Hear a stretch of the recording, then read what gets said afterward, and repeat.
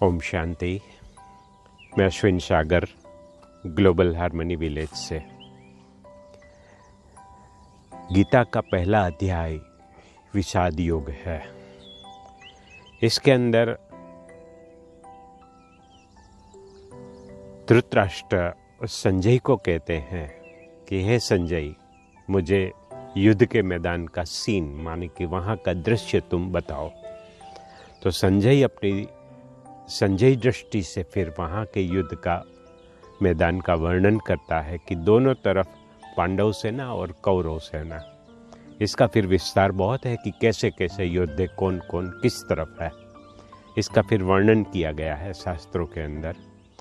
लेकिन कहीं ना कहीं ये युद्ध हमारे मनोस्थल पर अभी विकराल रूप यानी कि घोर रूप ले रहा है। हम यही युद्ध के मैदान में खड़े हैं अभी वर्तमान समय। एक एक कौरवों का अगर नाम ले लो, दुर्योधन, दुशासन आदि जो भी नाम है, ये सभी दुर्गुणों का नाम है। तो ये हिंसक युद्ध की बात नहीं है, ये अहिंसक युद्ध है। तो कोई भी माँ अपने बच्चों का नाम ऐसा रख न सके, है ना, दुर्गुणवाचक नाम रख न सके, लेकिन दुर्गुणों को शास्त्रों में कौरव का रूप दिखाया है।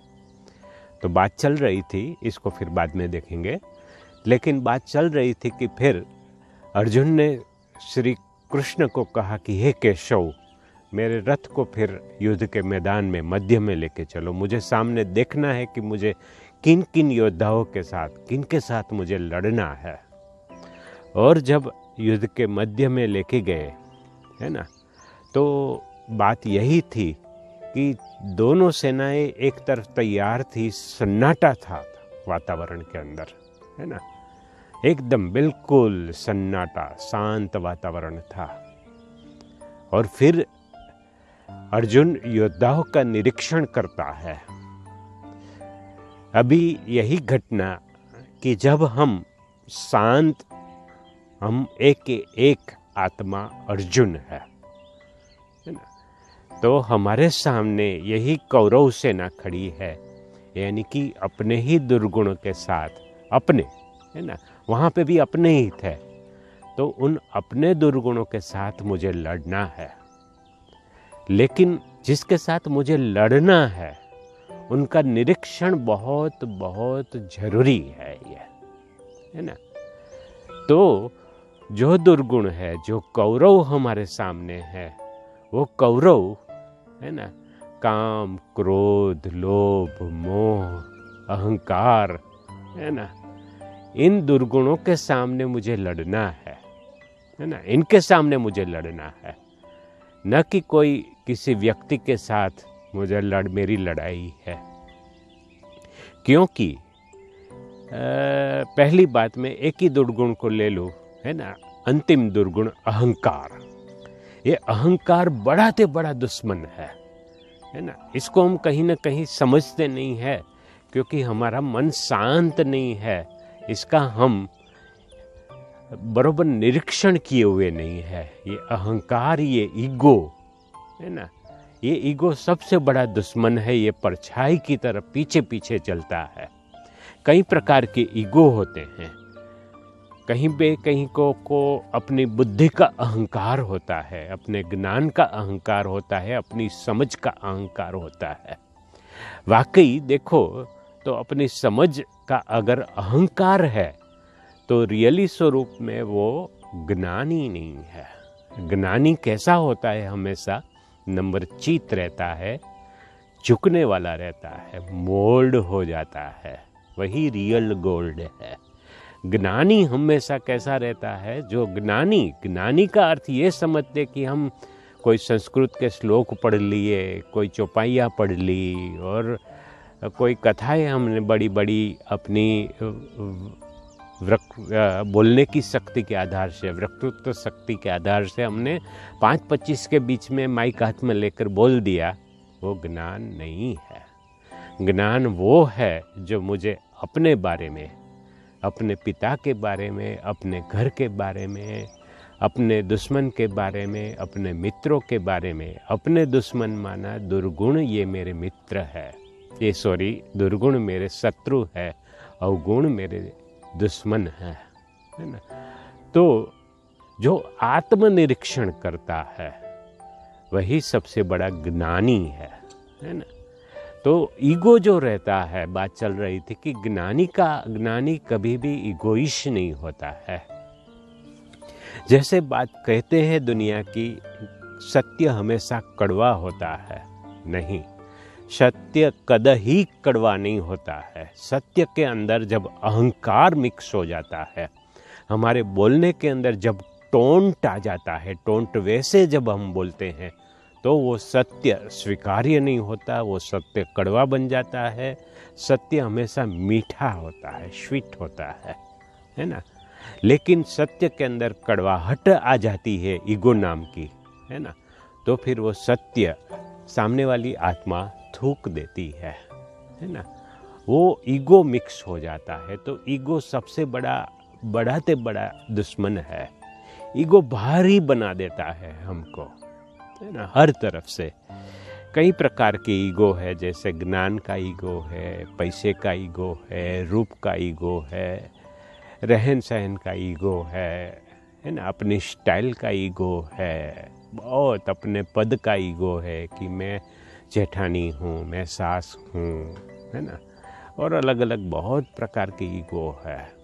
किसी को डॉक्टर होने का ईगो है, किसी को एडवोकेट होने का ईगो है ना। तो ये ईगो जो भी है, वो जिस नाम को, जिस रूप को, जिस बात को, जिस पद को, जिस डिग्री को हम आगे रखे हुए हैं, वो डिग्री पहले हम नहीं थे, और ना वो डिग्री रहेगी, न ये डिग्री धारण करने वाला ये शरीर रहेगा। लेकिन जब आत्मनिरीक्षण करते हैं, वो भी शांति में एकांत में बैठकर जब आत्मनिरीक्षण करते हैं, तो अपने अंदर की ये ईगो नाम के इस राक्षस को, इस दुश्मन को हम पहचान सकते हैं, है ना। तो इसीलिए मन और बुद्धि, 3 फैकल्टी मैंने बताई थी, मन, बुद्धि और संस्कार। ये तीनों का स्थिर होना बहुत बहुत बहुत आवश्यक है। आने वाला समय जिस तरफ मोड़ ले रहा है, बहुत नई नई बातें आपके सामने, हम सभी के सामने नई बातें आनी है, क्योंकि नए युग की ओर जा रहे हैं हम सभी, है ना। नवयुग की तरफ ये संसार का प्रवाह बह चुका है, ये कारवां चल चुका है। अभी ज़्यादा वेट मत करो, समय बर्बाद मत करो प्लीज़, है ना। ये इसलिए बाहर देकर मेरा कहना है, क्योंकि यहाँ पे बर्ड आई से सारे संसार का खेल देखना होता है, साक्षी भाव से इस संसार को देखना होता है, क्या क्या हो रहा है संसार के अंदर। आने वाले समय में अगर आपके पास बिजनेस करना भी चाहोगे, आप बिजनेस नहीं कर पाओगे, है ना। काफ़ी सारी बातें हैं, काफ़ी सारी चैलेंजेस है, लेकिन वो छोटी मोटी बातें हैं। लेकिन सबसे बड़ी बात है कि उस समय अपनी मन की शांति को बनाए रखना, मन को सुमन बना के रखना, क्योंकि बिजनेस करेंगे, जो भी कुछ करेंगे हम आने वाले समय के अंदर, संसार जो भी कुछ करेगा, हमारा सारा प्रयत्न सिर्फ 2 बातों के लिए होगा कि सुख शांति मिले, लेकिन वही नहीं मिलेगी। उससे दूर होते जाएंगे, बेचैनी बढ़ती जाएगी, है ना, कन्फ्यूज़न बढ़ता जाएगा। तो उस समय मन और बुद्धि दोनों की हार्मनी बहुत ज़रूरी है। संस्कार भी साथ साथ हार्मोनियस हो, यानी कि तीनों, मन, बुद्धि और संस्कार एक दूसरे के साथ हार्मोनियस हो। इसलिए अभी तीनों को शांत कर दे। जितनी अपने अंदर की शांति है उसको भर भर के, उसको कूट के, जैसे आजकल बहुत से लोग अनाज वगैरह स्टॉक करने लगे हैं, क्योंकि आने वाले समय में पता नहीं क्या होगा, है ना। तो ऐसे अपने अंदर शांति का स्टॉक कूट कर जमा करना है। मन को शांत रखने की आदत डाल दे, मन को ब्रेक डाले, है ना।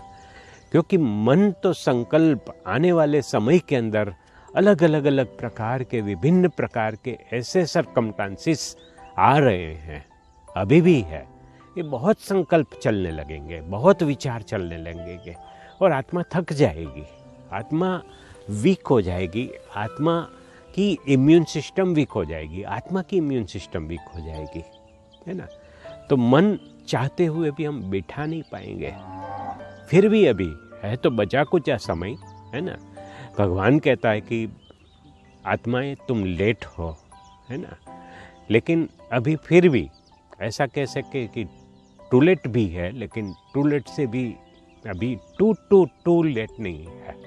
अभी थोड़ा सा समय बचा हुआ है, भागकर दौड़कर रुचि से अपने मन को सुमन बना ले, है ना। ये प्रैक्टिस हमें करनी है, क्योंकि बुद्धि है, बुद्धि का कंट्रोल चला गया है आज मन के ऊपर, संस्कारों के ऊपर, संस्कार हावी हो जाते हैं, है ना।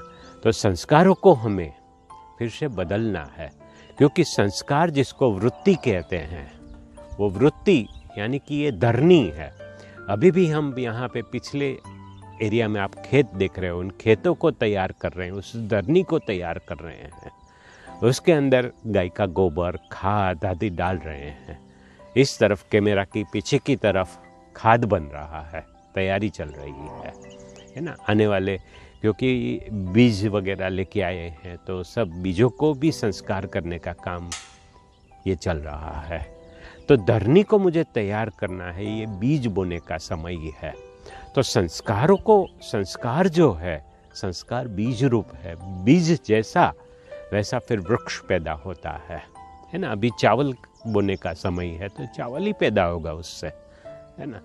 तो जैसा अगर मेरे जैसे संस्कार है, तो आने वाले समय के अंदर फिर चाहे मैं उसी संस्कारों के आधार से मेरा बिहेवियर होगा।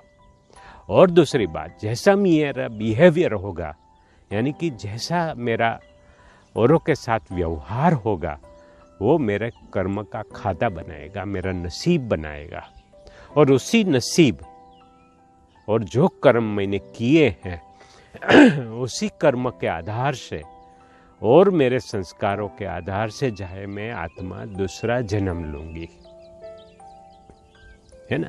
आज हमने इतनी न बात की, भले कोरोना वायरस है चारों तरफ, फिर भी कई जगह बच्चे तो पैदा हुए होंगे, है ना।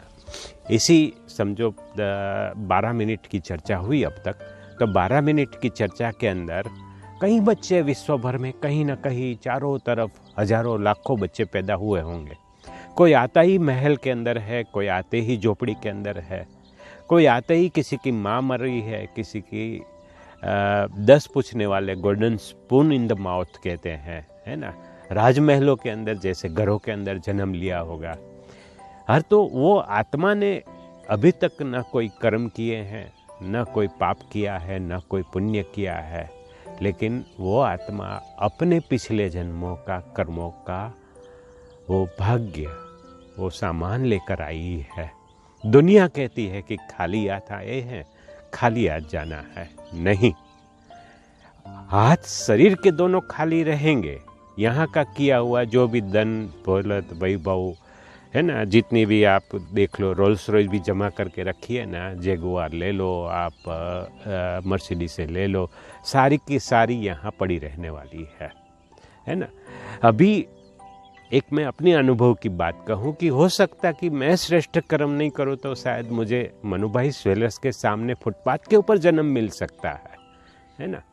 तो इसलिए ये आत्मा की कमाई आत्मा के साथ साथ जाती है, श्रेष्ठ कर्मों की कमाई साथ साथ जाती है ना। तो उसके आधार से आत्मा के दोनों हाथ भरतू होते हैं। एक हाथ में आत्मा के कर्म रहते हैं, दूसरे हाथ में आत्मा के संस्कार रहते हैं। तो अगर संस्कार दिव्य है, पवित्र है, तो ऑटोमेटिक क्या होगा, कर्म दिव्य होंगे ही होंगे, कर्म श्रेष्ठ, कर्म पुण्य के खाते में जाएंगे, है ना। तो कर्मों की गुह्य गति में गहराई से इस बात को समझेंगे। तो बात चल रही थी हमारी कि उस संस्कार और वही कारण बनते हैं। तो जो बालक महलों के अंदर पैदा होता है, वैसे श्रेष्ठ कर्म किए हैं, है ना। कोई आते ही लूला लंगड़ा पैदा होता, किसी की आँख नहीं होती, किसी का कान नहीं होता, ये अगले जन्म के कर्म है ना। परमात्मा कोई किसी आत्मा के प्रति कोई पार्शियलिटी नहीं करता है वो, है ना। ये परमात्मा के कार्य क्षेत्र में हम समझेंगे इस बात को, है ना। तो आज अभी, है ना, ये क्लिप को, इस वीडियो को सुनकर आपको एकांत में बैठ अपने संस्कारों को आपको चेक करना है। अभी तक जिसकी जितनी भी आयु हुई है, इस शरीर के साथ जितनी भी यात्रा हुई है, जिस मकाम तक हम सभी पहुँचे हैं, उस मकाम के अंदर हमने क्या क्या श्रेष्ठ कर्म किए हैं, क्या क्या पाप कर्म हुए हैं, है ना। इसीलिए प्रदीप जी ने बहुत साल पहले, प्रदीप जी के सारे भजन मुझे बहुत प्यारे हैं कि मुखड़ा देख ले प्राणी जरा दर्पण में। कितना प्यारा भजन है, शांति से सुनो, एकांत से सुनो, है ना, ध्यान देकर सुनो, एक एक शब्द मूल्यवान है ना।